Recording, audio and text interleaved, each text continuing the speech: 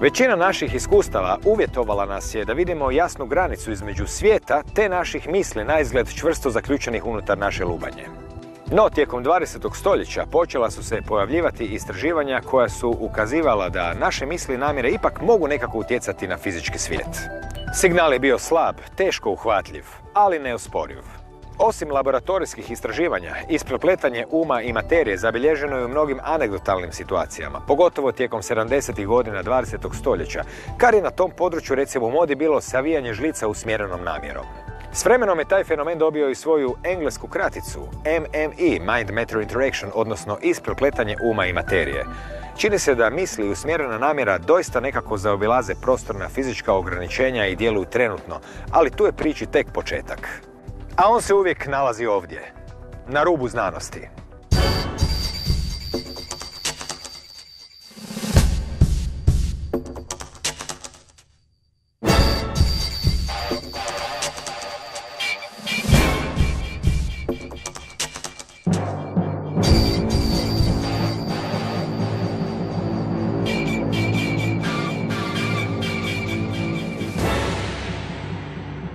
Dobar večer. Ricardo Cassiani Ingoni studirao je biologiju i neuroznanosti na sveučilištu u Pizi, doktorirao je na području neurofiziologije na sveučilištu u Rimu, te je 6 godina radio kao istraživač u SAD-u u Nacionalnom institutu zdravlja, najnaprednijoj biomedicinskoj istraživačkoj ustanovi u SAD-u, a u Italiji dobitnik nekoliko nagrada iz područja neuroznanosti. Dobar večer. Hi. Danas nećemo se toliko posvetiti sadašnjosti, barem ne u prvom dijelu emisije, nego ćemo se pozabaviti jednim fenomenom koji je tijekom vašeg istraživanja i općenito vašeg raznih suradnji sa znanstvenicima se pojavio kao jedan, eto tako, rekli bismo, zločesti dečko u ukupnoj slici svijeta.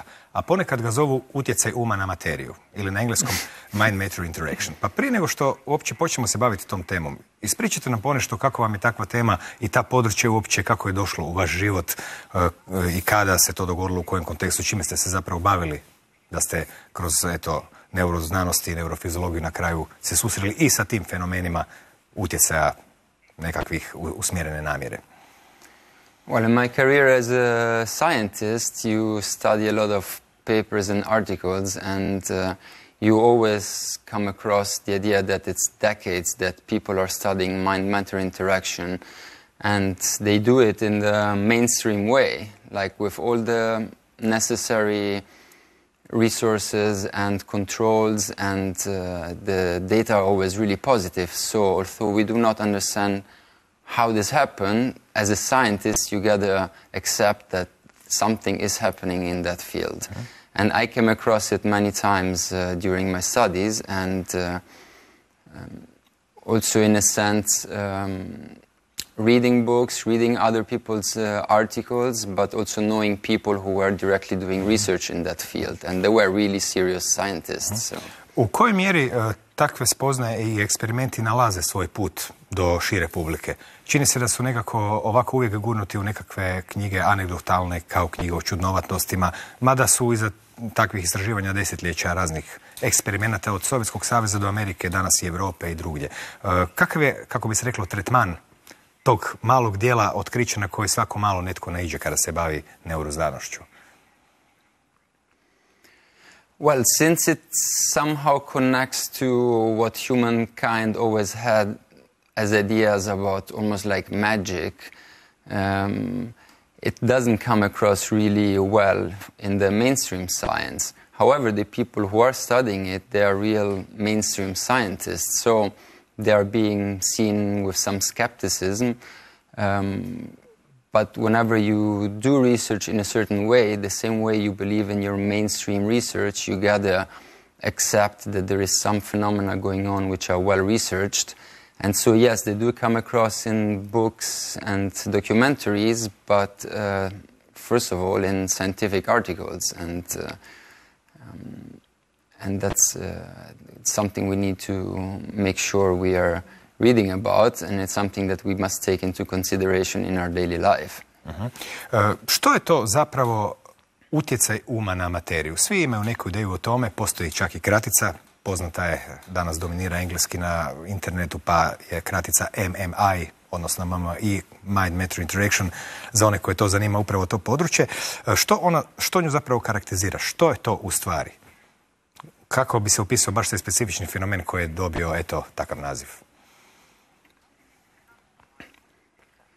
So mind-matter interaction, as the term says, it means that in some way mind and matter do have a connection, meaning something that is happening in the head of the experimenter might have an effect on what's being studied, on the experiment itself.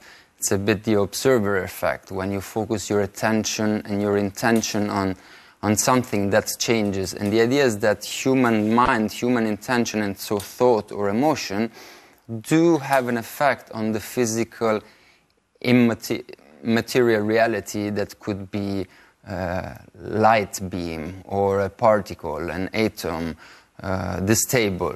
So something that we know is made out of matter in some way can be influenced by something that happens in our head, which is usually not seen as matter. Proći ćemo sada kroz kratku povijest istraživanja tog fenomena dok ne dođemo do nekih najsuvremenijih, da kažemo, i pomagala, pa čak i jedne igre u kojoj ste vi osobno zapravo napravili, a koja upravo proizlazi iz problema istraživanja utjecaja na materiju. Primjećeno da, recimo, u Aziji se takav fenomen ne uzima jako čudno.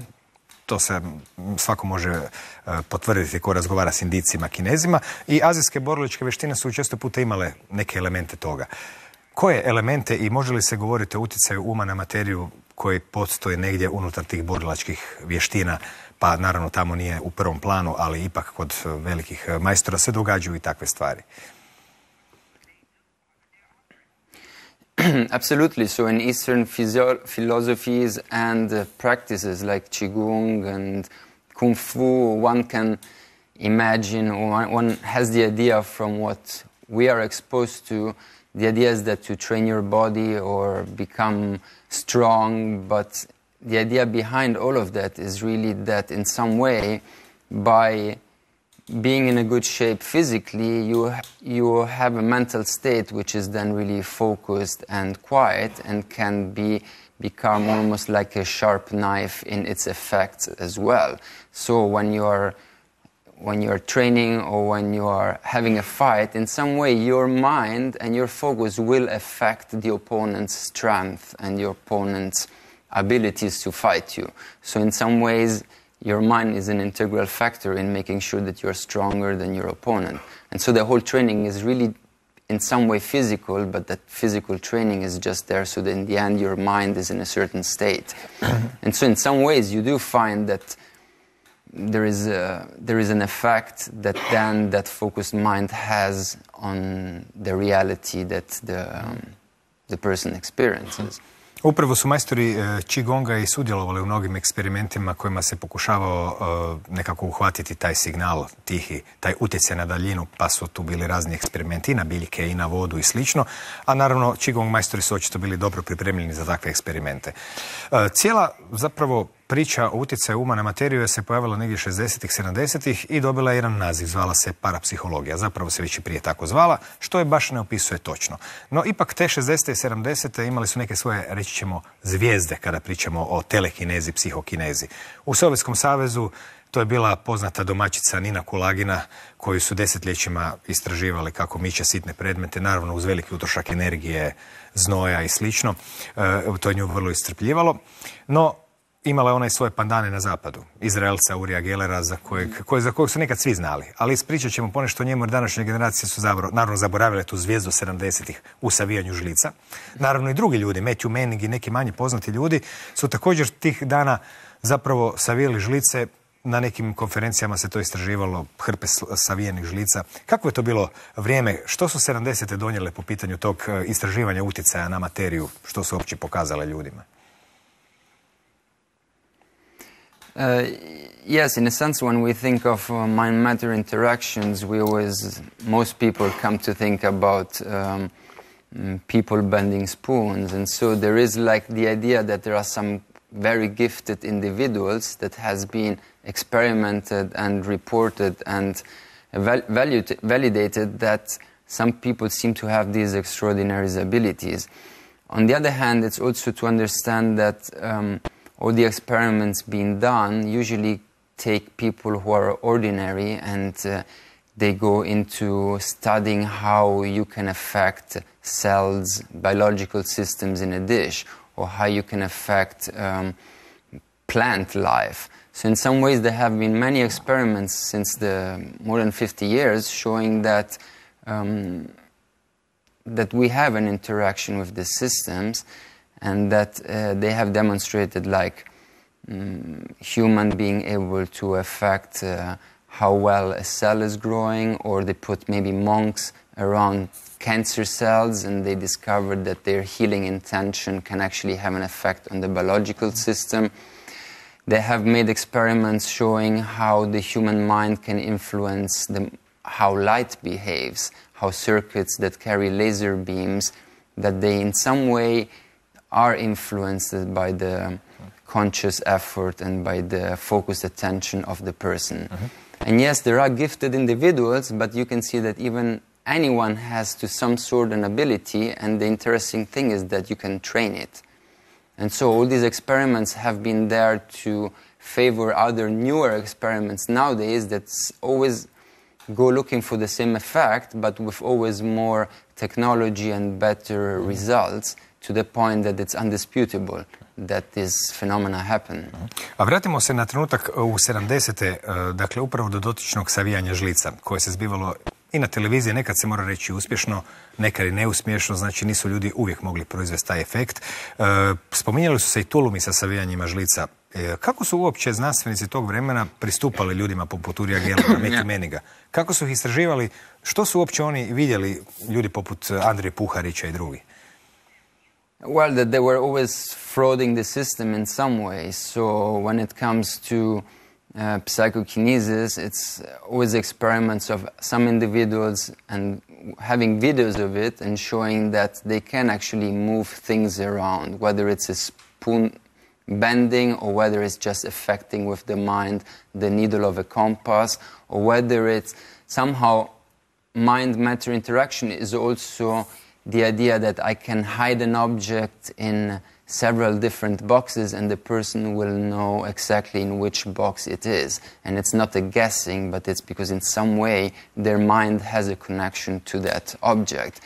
And so they were being repeatedly studied and also ridiculed in some way. However, it was never been demonstrated there was no effect.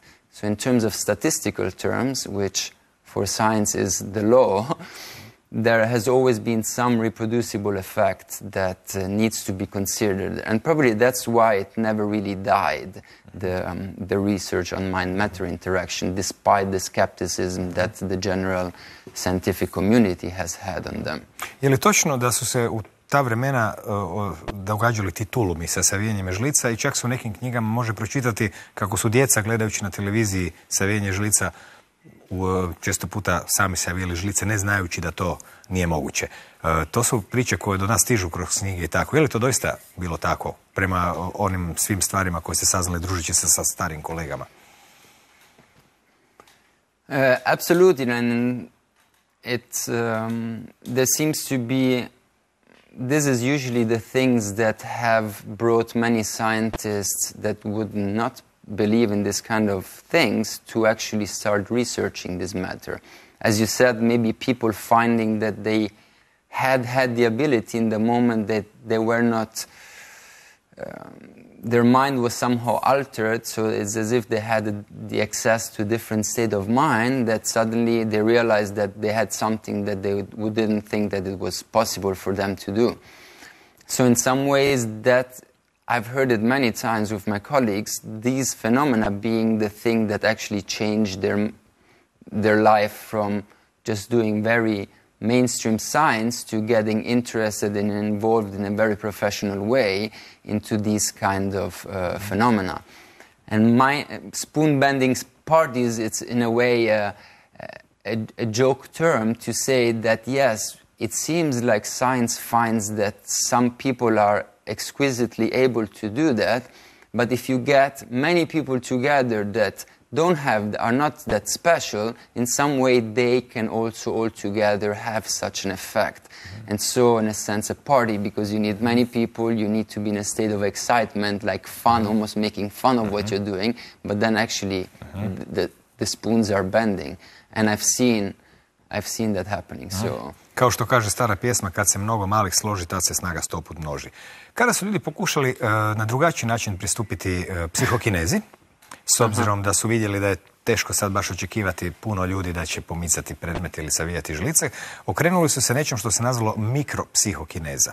Što je to u izvornoj ideji i kasnije kroz oblikovanje uređaja i eksperimenata bila mikropsihokineza i naravno kako su bili konstruirani ti uređaji koji su se zvali REG, Random Event Generator, znači generatori nasumičnih događaja. Kako su i što su pokušali uhvatiti u tim eksperimentima? Yeah, so the idea is that if we can observe some reproducible effect on things that are objects that are really heavy, probably we can observe and reproduce much bigger effects on things that are really tiny and light, like it can be an atomic, subatomic particle or a light being a photon.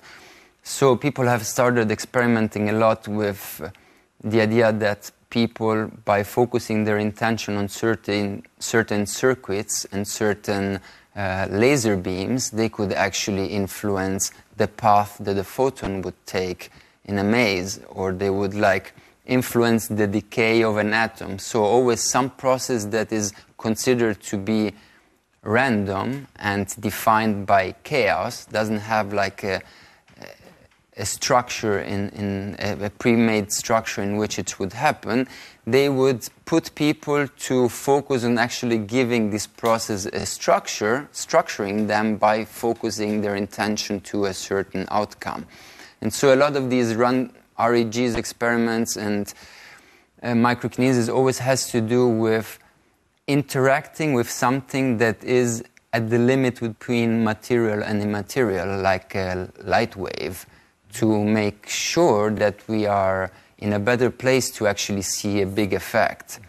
And the other interesting thing about these experiments is that when you interact with these particles, since one of the problems with science is doing a lot of experiments so that you have enough data that your statistics is strong, reproducible, when you do experiments in this way, you generate so much data that in the end it's almost like it's the most amount of data that science has ultimately on these experiments. We don't have more data and more statistical analysis and more p-values probability in any other field of science than in that of interacting with random number generators.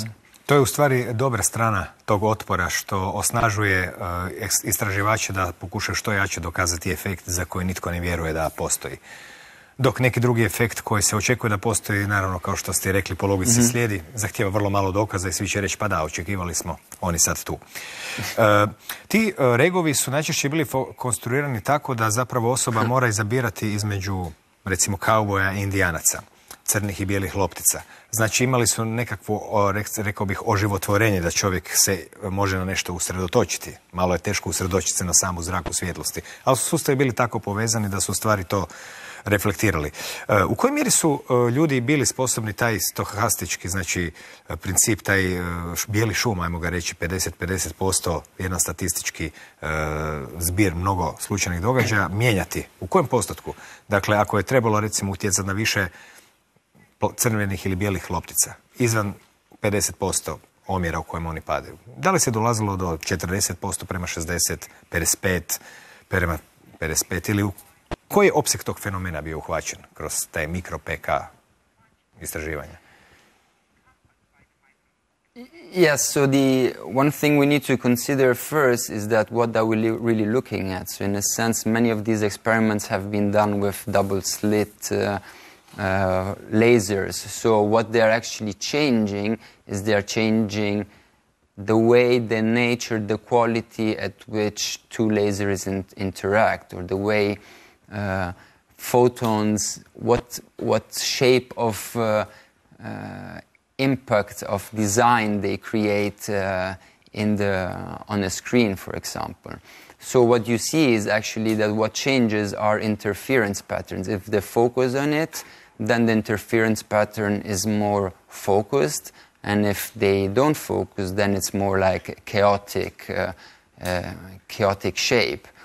And it's not probably so much the extent to which they can do it, because ultimately we're looking at difference between 53% versus 47% instead of 50-50 chance. However, they reproduce it so many times that at the end, all those experiments together become p-values of p to the minus 10. So something that is like almost impossible that is very rare in science to see such a strong correlation between their task that is given to them and the effect that is noticed. So the effect may be, let's say, small in terms of what regular people would be thinking of, but it's absolutely sure beyond any doubt, any scientific doubt. And that's, I think, the strong thing, the strong case that you can make with these experiments, that it happens. You have to be sure about it. You have to. It's not that you have to believe it, but it's clear and it's true. Zanimljivo je kada čovjek gleda istraživanja Dina Redina, o kojem ćemo pričati uskoro i slično, vidi se da su često puta uočavali zanimljive detalje, poput toga recimo da svaka individualna svijest ima svoj neki potpis. Neko bi uvijek pogađao isti postotak u otklonu, netko bi pokušavao postići crno pa bi dobivao bijelo. Znači, opet je prisutna bila i čak i individualnost, ali naravno da se tu radi o ljudima koji su desetljećima to istraživali. Jedan od tih ljudi je i William Tiller, koji je u par navrata kroz neke priloge i snimke bio tu i dio emisije. Znači, jedan stari gospodin, kako bi se nekako reklo, profesor, čovjek koji se bavi godinama upravo ovom temom. Vi ste također sa njim surađivali. Znači, što je to što je on otkrio i u kom smjeru je krenuo istraživati? Kako je pokušao on nadići ta ograničenja odnosa signala i šuma i kako ste se i gdje vi uključili? Što ste skupa radili? Kakvi su bili rezultati te suradnje? So the way Tiller is known in the field is because ultimately a lot of what he did was to show how matter was changing, for example, the pH of water. So you could influence a physically measurable property of water by your focus. Then he was showing that you could physically modify the speed of a biological system like an enzyme. So enzymes we all have in our cells. You could actually a different focus and different state of mind of the person, and that's why you said he saw that there are people who are really good, people who are less good, or influenced to a certain extent more or less.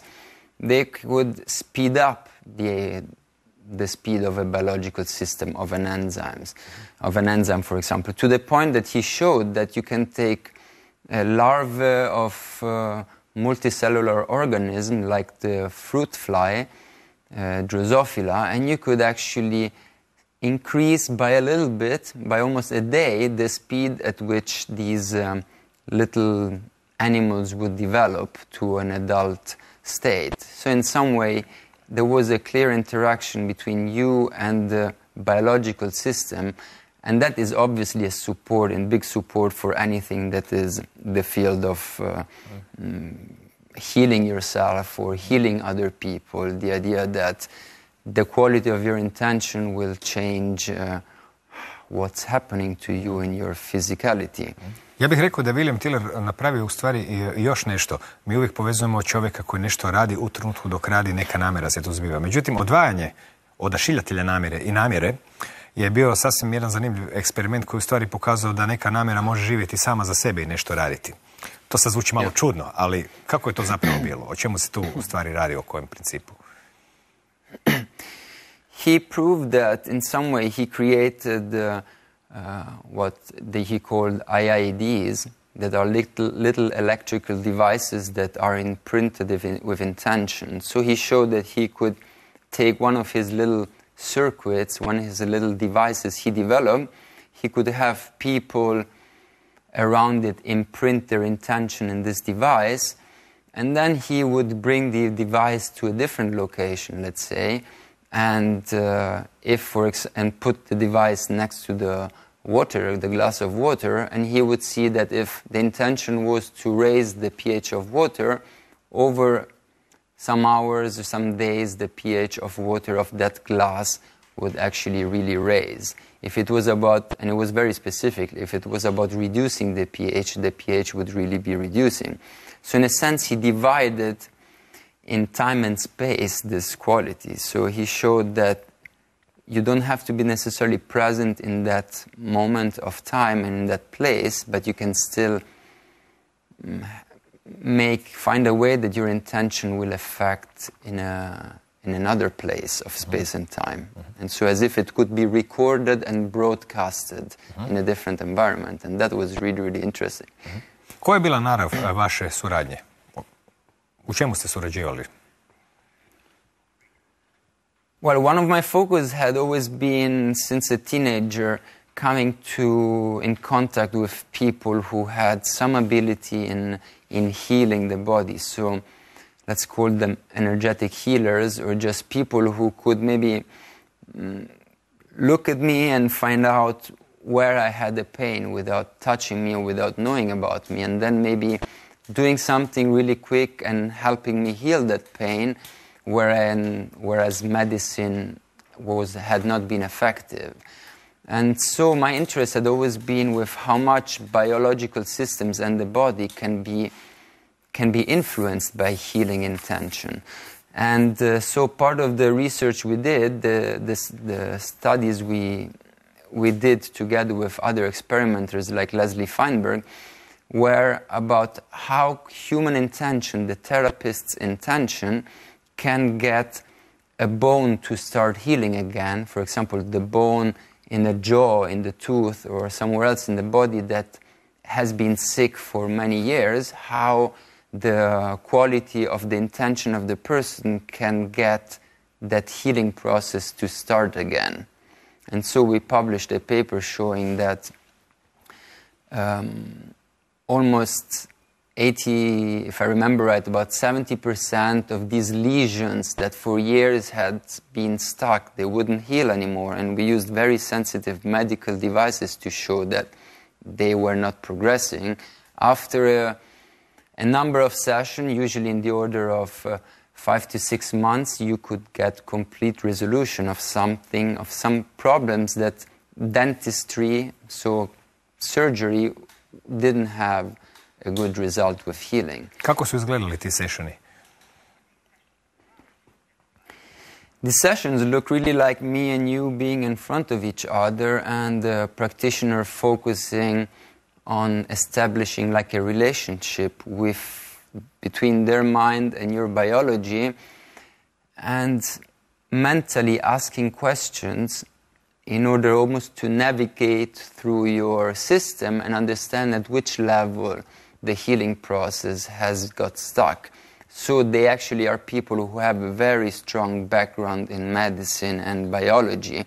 And when they find, let's say, when they understand at which level there is a blockage, they focus their intention, for example, on helping that enzyme start working again, or helping that area to change its pH so that the natural healing can start again. Or if they find the bacterium, on reducing the ability of the bacterium to survive against the immune system. So it's very specific then to each client, to each patient, to each site, to each condition. And so the intention has to be focused. It's not just like, oh, you feel sick here, now heal, heal, heal. It's more about understanding why you're not healing, and at the molecular level almost influencing very specifically that process and not another one. Kada pričamo već o iscjeljivanju kosti i slično, to nas vraća opet u 70. kada je u Europi bilo vrlo popularno ići na Filipine, jer se tamo otkrilo da ljudi po selima, neki lokalni iscijelitelji, obično ljudi koji su to radili za par banana svojim susjedima, mogu na neki način se baviti onim što je dobilo naziv psihokinetička kirurgija. Koji su doseze, što se zbivalo u kontekstu toga što je pomalo i još i radikalnije od ovih opisanih eksperimenata? Yeah, obviously I haven't had this experience in a sense, but heard many stories of people who have been healed in those instances. And the idea is to be able to perform surgery just via intention. So without any real surgery happen, but the healer connecting to the body of the person to a point, in a way that could almost take out a tumor or take out a piece of the organ of the person that was sick. Mislite kroz kožu ili kroz operaciju? There's many ways that could have happened. There's some people who claim that they actually managed to put their fingers through the skin and take it out and leave no trace of anything, as if the body was letting them in. There's other people who claim that they do something and it would then have it in their hand. Let's say it would appear, the piece that was in the body would then appear in their hand. So I'm not so familiar with that subject in the sense that I don't have a clear understanding of how that works, but there's definitely in the thousands of people who have been healed in that way. So there's definitely, however they did it, something really real going on. Da, zanimljivo je kada se pogleda te mnoge stare zaboravljene knjige iz 70-ih od kojih su neki pisali liječnici koji su tamo često dolazili, kako su to zapravo pomalo i zaboravljene stvari. Neko ih je istraživao, ostalo je zapisano i zapravo se više nikad nije vratilo u... Međutim, to su bili ljudi koji su upravo promatrali te stvari u Brazilu, koje doista zapravo su izgledale kao čista, kako ste rekli, magija. Znate, pomoću ruke napraviti rez i slično. Ali dobro, idemo mi se vratiti opet na zapad kod ovih ljudi koji su pokušali odvojiti signal od šuma u tom suptilnom utjecaju prosječnog čovjeka na materiju. Konkretno, Dean Radin je jedan od najpoznatijih istraživača na tom polju. Bilo bi zanimljivo reći čime se on bavio, a u nekoliko navrata su vam se putevi prekrižili, što je opet zanimljivo za čut što se tad zbivalo, kakva su njegova razmišljanja bila, vaša, čime se u stvari Dean Radin primarno bavio i zbog čega on na neki način, može se reći, najdugovječniji i najtemeljitiji istraživač upravo tog područja. Yeah, he's someone who's definitely put a lot of effort, first of all, into verifying on a statistical basis whether all the published data and the thousands of studies done over decades are actually as strong as should be by scientific rigor. So he actually made a lot of study on the meta-analysis, and he demonstrated that it was beyond a shadow of the doubt that the results were real.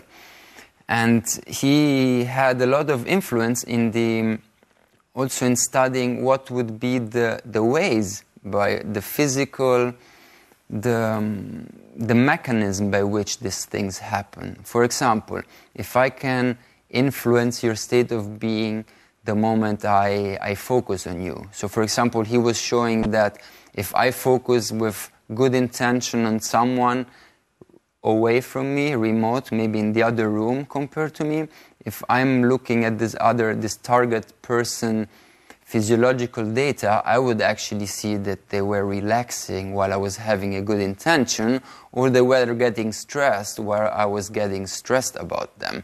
So he would see a very strong correlation between these focusing on the person's states and their biology becoming aware of it. And so the idea is also, am I emitting some sort of magnetic wave, some energetic particle, something that we don't know about, that we haven't really are able to detect yet, and what's the way by which this things is happening? And some of his data was actually showing that if you put the person that is the target, that is receiving the intention, or the one that is sending it, behind really blocks of iron, metal, or copper, so being completely isolated to those energies that we know are all around us, that broadcast signals, you would still see the effects.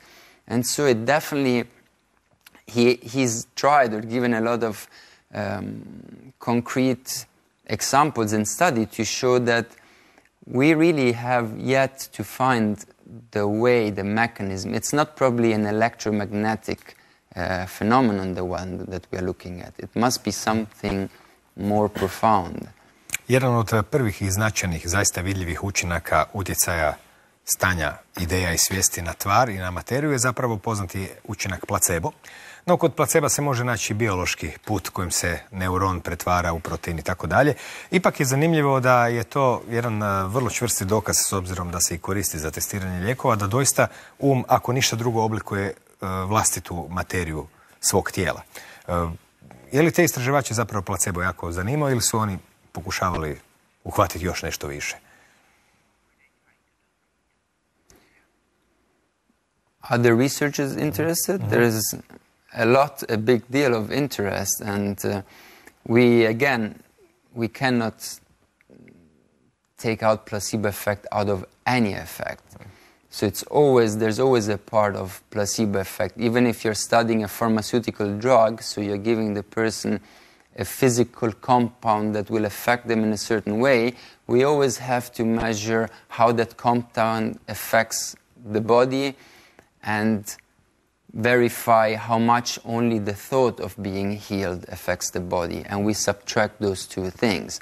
So there's definitely a whole amount of data since the 90s that has shown that the placebo effect is real and is something we need to increase almost in the way we heal people and we perform. We have to take advantage of it. Another interesting thing about the placebo effect, I'm sure you know, is that it's been increasing by us studying it. The more we look, how much placebo effect is actually in this study? The more we look for placebo effect, the more we find always more effect.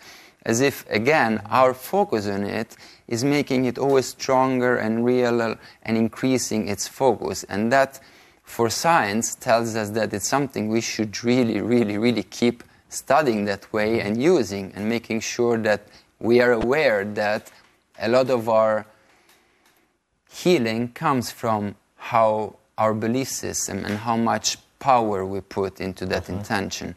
That could connect you a little bit with the idea of prayer in Eastern philosophies and maybe in religion, but again, just separating it, putting it, again, science and a bit the religion coming together the moment we realize that, it's true.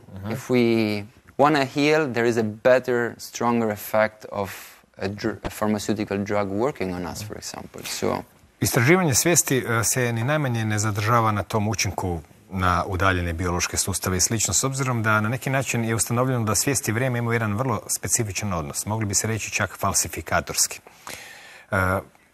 O čem se to i na koji način radi? To je podatak koji je s nama već 50 godina još od starih projekata Del Pas i drugih. Međutim, on je tu i nešto govori neobično, makar ne znamo točno što. Kakav je odnos naših reakcija, vremena u kom se to zbiva, trenutaka kad se pale ti centri u mozgu, da ne pričamo o idejama da svijest može preskočiti možda vrijeme i prostor kroz istraživanja remote viewinga, se to vidjelo i slično. No možemo ostati kod ovog mjerljivog učinka gdje se uvijek držimo nekih sitnica, pa recimo ovdje govorimo o sekundama.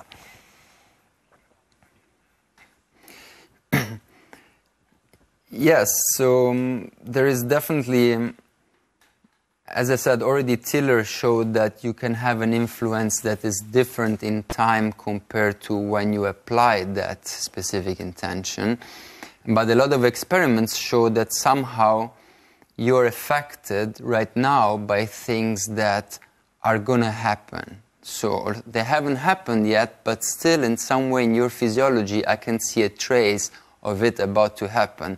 And the results are crazy. Just to describe you an experiment is that we take a computer that has to flip a coin and show you a really bad picture of a really nasty, bloody car accident compared to a very nice picture of two people in love or a nice scenario, a nice beach, something really relaxing.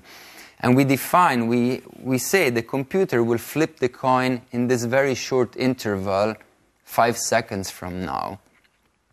And what you see in people's physiology is that you can record already a few seconds before the computer has even flipped the coin if the computer will flip and find and select a bad image, and so the person starts having like a autonomic response of fear and stress, compared to if the computer will actually be flipping by chance a positive image, and so the person will have a really positive and stay relaxed. And this is another of those things that has been repeated over and over, and is sure it happens.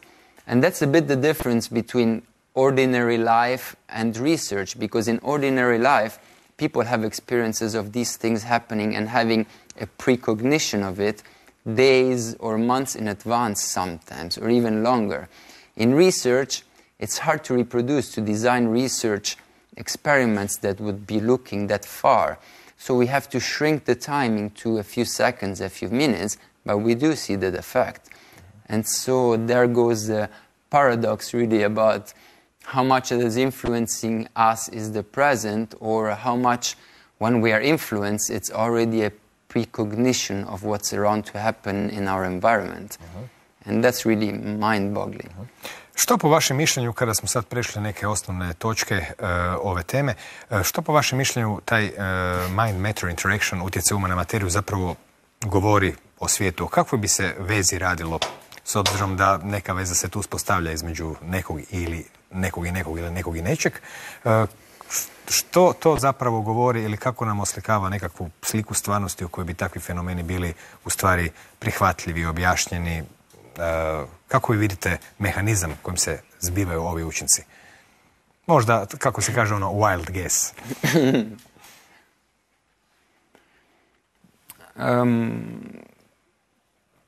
The wild guess could be that on one side we have to understand one thing, the way our mind functions and our neurophysiology. So in going back to what my mainstream degree is, that everything that really happens to us and that we register as happening has really already happened. So it's as if we are always reacting to something that is already in some way not there anymore.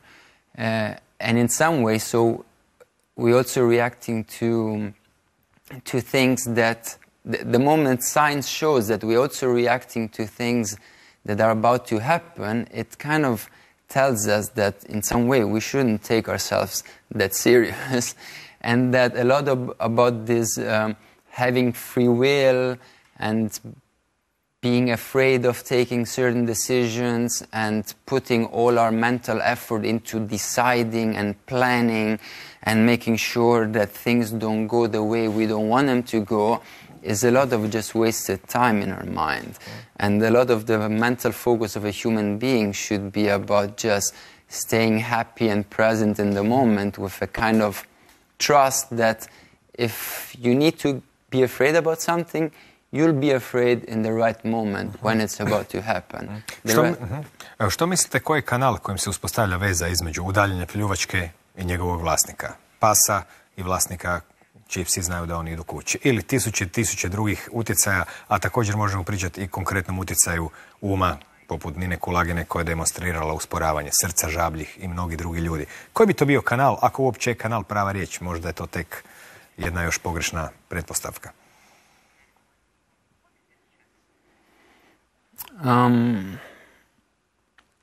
I honestly don't feel like I know how to respond to that answer. It's like one of these mind-boggling things that doesn't necessarily require there to be a mechanism. In a sense, it's happening the moment your consciousness focuses in and accepts it to be true and to be possible, that somehow the experience of the person starts making it possible. So there is part of the intention being an important, and there is just part of the willingness for it to be experienced that makes it real. Na neki način ta priča, ideja, koncepti i dokazi o utjecaju uma na materiju nas dovode u jedan interaktivni odnos sa svijetom. Puno interaktivni nego što u ovom trenutku zamišljamo da je to moja interakcija eventualno u podizanju ove čaše, ali interakcije se zbivaju očigledno na puno drugih razina, svjesnih i nesvjesnih. Kad već pričamo o interakciji, danas su popularne interaktivne igre. Vi ste također napravili jednu igru kako bih je nazvao, internetska računalna igra, koja je u stvari proizlazi upravo iz tematike o kojoj danas pričamo. Dakle, kakva je to igra, kako se zove, kako se pristupa, zbog čega je tu, što se u njoj radi? Yeah, it's an idea in collaboration with my colleague Antonio Rossi in Italy. The idea is that a lot of the experiments, what they have shown over decades, is that people have the ability to influence computers and transistors, and that the experiments, they are really, really good in the beginning when they are excited about doing it, but then their ability fades out over time, in a sense that it's part of the excitement and being interactive with what's happening that is an important factor ingredient to see these effects. So we thought that why don't we do a computer game where first of all what's happening is that you're interacting with a random event like the decay of atoms, like random noise, and nowadays you have several services online that is like giving you random noise in real time. So we created this bicentric game which is a game where you're constantly interacting, and what's happening in the game is ultimately a result of how good you're actually modulating these random phenomena. Welcome to the demo video of Biocentric Game. In Biocentric Game you play with cellular automata. Fascinating part is that their mood might be influenced by your consciousness. And so you're playing around, you have a feedback, that's another important factor, meaning you know if you're doing well or not, because when you know you're doing well, you put even more excitement, or if you're doing not well, you put more intention, you focus your intention. And so it's a more modern way to take advantage of these, to bring this more in people's lives in a fun way that is somehow still reinforcing this concept that you can get better at being in the present moment and somehow at creating what you want rather than being a passive observer at what happens around you in the world. So it's a fun way to bring these concepts into the gaming. It's a game you can play in your bed, on your phone. So. Ricardo, puno hvala na ovim iscrpnim pokušajima prisjećanja čak i prošlosti koju niste doživjeli. Ali u svijetu interakcije uma i materije i to je moguće. I do neke sljedeće prilike, doviđenja. Thank you so much for inviting me. Hvala vama na pažnji. Eto, istraživanje isprepletanja namjere uma i materije, čije se učinke na mnogo mjesta proučavalo u posljednjih pola stoljeća ili više, pokazalo je jednako stvarnost tog fenomena kao i njegovu prividnu neuhvatljivost. Ulagane su i napori da se nadmaši neegzaktnost uočavanih pojava i na neki način odvoji taj signal od tog šuma. S obzirom da je riječ o vezi tvari i ljudskog uma, trebalo je dovidljivosti jer je po svojoj naravi naravno nestalan. Ipak u svjetlu svega što se saznalo može se reći da naš um i namjere nisu nužno ograničeni granicama našeg mozga ili tijela, već da na neki ne još potpuno razjašnjen način međudijelu s takozvanim vanjskim svijetom, te da postoje veze koje nekako čak i nadilaze okvire prostora pa i vremena. Naravno, prihvaćanje takvih zaključaka predstavljalo bi promjenu ipak skoro čitave paradigme današnjeg tumačenja svijeta, a to baš nije toliko jednostavan zahvat. No, događaji onako imaju neku svoju vlastitu logiku razvoja, pa je stoga opravdano za kraj reći laku noć.